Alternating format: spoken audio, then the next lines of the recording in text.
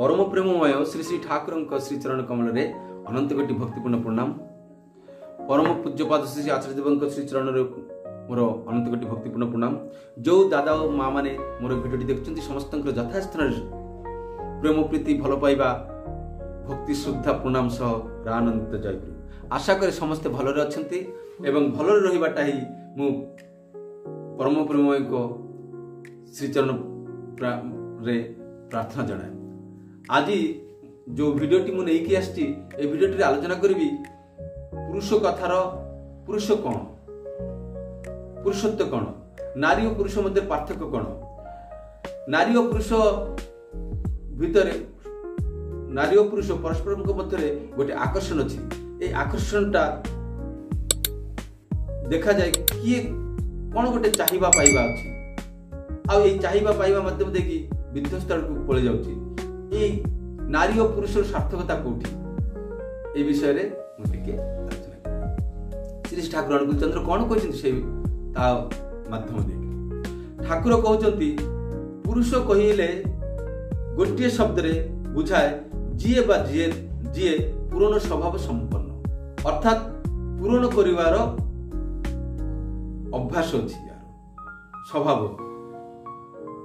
अर्थ पुरुष जहाँ परर अभाव पूरण करती अपर को परिपूरण करवा अर्थात फुलफिल करवा सार्थक कर तोलिबा कृतकार्य कर तोलिबा पारगतार उद्बुद्ध कर तोलिबा उन्नत कृतार्थ कर तोलिबा होची पुरुषर पुरुषत्व।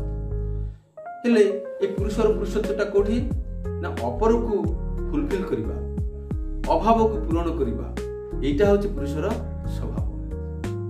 ठीक अछि आउ निजे परिपूरण किपरि करती अन्य मानकु दक्ष करि तोलती जेमती ठाकुर कहबा अछि अन्य बचाए निजे थाके धर्म बोले जनिष्ठ थाके अर्थात अन्य को बंचती निजे मते बंचती। एई बंचिबा बढ़िबा भितर ही पुरुषर पुरुषत्व अन्य को मते उन्नत आड़ को नै जिबा दक्ष करि तोलिबा एटा होची पुरुषत्व। जे पारिनी ताकू साहाय्य करिबा तो परिपूर्ण करवा होची पुरुषर गोटे वैशिष्ट्य से ही तार पुरुषत्व। नारी और पुरुष मध्य पार्थक्य कौन ठाकुर कहउचंती जे गोटे होची वृद्धि कराए वृद्धि पाइबारे साहाय्य करे आ गोटे वृद्धि प्राप्त हुए जेमिति माटी एवं आ गोटे बीज सीड गोटे माटी आ गोटे सीड्स गोटे सक्रिय आ गोटे निष्क्रिय गोटे चरिष्णु आ गोटे स्थाष्णु। पुरुष एवं नारी पुरुष तार सम विपरीत सत्तार पाखरे पुरुष एवं नारी मध्य तार सम विपरीत सत्ता पाखरे नारी हेले विपरीत सत्तार अर्थात नारीर संसर्ग रे पुरुषर पुरुषत्व बा परिपूर्ण शक्ति वृद्धि पाए नारीर सार्थकता मत जो समविपरीत सत्ता अर्थ कौन आमर हार्सफेल्ड कहते जे we advise against marriage unless the two sexual constitutions complement each other अर्थात स्त्री और पुरुष उभय उभयंकर परिपूरक नहेले सेमानकु विवाह पाई मत देई हुए ना हार्सफेल्ड कहउचंती। आउ Raskin कहउचंती each has what the other has not, each completes the other and each completed by the other अर्थात जणे जन पारे जहाँ अच्छी आउ जन पाखे ताहा नहीं दुई जन को ही परिपूर्ण करते। तो नारी नारीर समविपरीत सत्ता पुरुष पुरुषर समविपरीत सत्ता नारी एटा किपरि हबो जो नारी जो पुरुष को परिपूर्ण करि जन को पाखे अच्छी आउ जन को पाखे नहीं एमिति नारी एमिति पुरुष नारी पाखे जो जो जिनिस अच्छी सेटा पुरुष पाखे नहीं पुरुष पाखे जहाँ जहाँ अच्छी नारी पाखे नहीं पुरुष पाखे जहाँ अच्छी से नारी को दरकार और नारी पाखे जहाँ अच्छी से पुरुष को आवश्यक। जिते विपरीत सत्ता मिलन घटे बा विवाह हुए से विवाह रे सुफल फले। आ नारी जिते नारी पाखे पुरुष आसिक जो वृद्धि प्राप्त हुए से नारीर सार्थकता। तेणु पुरुष और नारी मध्य गोटे आकर्षण अच्छी। कि आकर्षण? श्री ठाकुर कहते पुरुष को इच्छा, पुरुष चाहे नारी ठारे विश्राम नेबा, आ नारी चाहती पुरुष को स्वस्थ करने, सुस्थ करने, वृद्धि प्राप्त कराइबा। तो यही वृद्धि प्राप्त जोठी नारी वृद्धि प्राप्त कराइबार जो आदिम स्वभाव को व्याहत करे, डिस्टर्ब करे, सेठारे से मानकर व्यर्थतार आलिंगन करते, आलिंगन हुए, व्यर्थता प्राप्त हुए, व्यर्थता प्राप्त हुए। आ से व्यर्थतार उपरे कौन कौन पाते विध्वस्त, विव्रत, विकृत हो जाते। आउ नारीर नारीत्व यही सार्थक हुए जेते बेले तार पोषण पाई, तार वृद्धि, तार चिंतारे पुरुष को एमिति भाव पुष्ट करे किंबा उद्दाम करी तोली पुरुष को वृद्धि प्राप्त को नहीं जाए, सेटा ही होची नारीर सार्थकता। आ पुरुष नारी पाखरु एमिति पाइकरी दुनियार संसार रे सारा दुनियार सेवा करती एवं जयर मुकुट मुंडरे पिंधि नारी सम्मुखरे आसी छिड़ा हुअंती एवं संवर्धित हुअंती। एइठारे पुरुषर सार्थकता। नारी कटर पाइकरी से वृद्धि प्राप्त होइकरी जय लाभ करिकि आसी पुरुष नारी पाखरे छिड़ाबा हेबा, एइथिरे ही पुरुषर सार्थकता।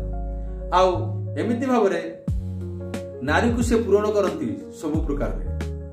आउ नारी चाहती जे से पुरुष तार प्राणर मुकुट पिंधिकरी, माने पुरुषर जय ही नारीर जय, आउ एइथिरे ही नारीर वृद्धि और पुष्टि। यही कथा कहवाक चाहूँ। तेणुकरी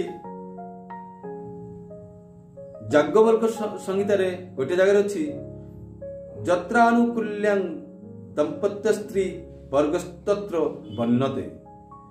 अर्थ जोठारे स्वामी स्त्री परस्पर अनुकूल्य सेठारे त्रिवर्ग अर्थात धर्म अर्थ काम सार्थक हुए। तो आजिर आलोचना ये आपण मैंने जानी एमती बहुत प्रकार बहुत उदाहरण आम मैंने खोजिले पाइबू जो जगार जे किपरि भाव नारी पाखरे नारीर सहायता नारीर पृष्ठपोषकतार पुरुष सक्सेसफुल हुअंती। सक्सेसफुल पुरुषर पुरुषत्व कोठी सक्सेसफुलनेस रे। जो पुरुष जतेटा सक्सेसफुल ता पाखरे सेतेटा पुरुषत्व अछि एवं से नारी मध्य सार्थक। पुरुष जदि सार्थक हेले नारीर सार्थकता सेठी। तेणुकरी कहा जाए शुणवाक मिले जे पुरुषर सक्सेसफुल पछरे कौनसी नारीर हाथ रही है। ये नारीर हाथ कहीं रहे कहीं नारी ही वृद्धि प्राप्त कराए, सुस्थ सबल करेकरी ताकू वृद्धि कराए। जमिति माटी रे बीज को बपन कले, पोतिले, रखिले, पानी पाग सब किछि देई पुष्ट कले, नरिशमेंट देले से गछटी वृद्धि पाए। बीजरू गछ वृद्धि प्राप्त हुए। ठीक से बेली नारी होची से वृद्धि कराइबारे सार्थकता पाती। नारीर सार्थकता सेठी जेतबेले वृद्धि प्राप्त हुए। जेपरी जड़े माँ तार पुत्र जो सक्सेसफुल हुए तार माँ छाती फुली उठे, गर्व करे। से शरतर खरा जेपरी खरारे शरत कालर खरारे सूर्यग्रहण रे लोक माने जेपरी छाया को चाहती, छाई छाई पिपासु जमिति पानी मागंती, खुदित जेपरी अन्न लोलुप हुअंती, शिशु जेपरी तांको माता को चाहती, माता शिशु को चाहती, रमणी सेहीपरि पुरुषों को मागंती ଏବଂ ପୁରୁଷ ସେହିଭଳି ରମଣୀକୁ ଚାହାନ୍ତି। এই কথাটি କାତ୍ୟାୟନୀ ସଂହିତାରେ ଅଛି। এইটা হচ্ছে নারী ও পুরুষর আকর্ষণ, স্বাভাবিক আকর্ষণ।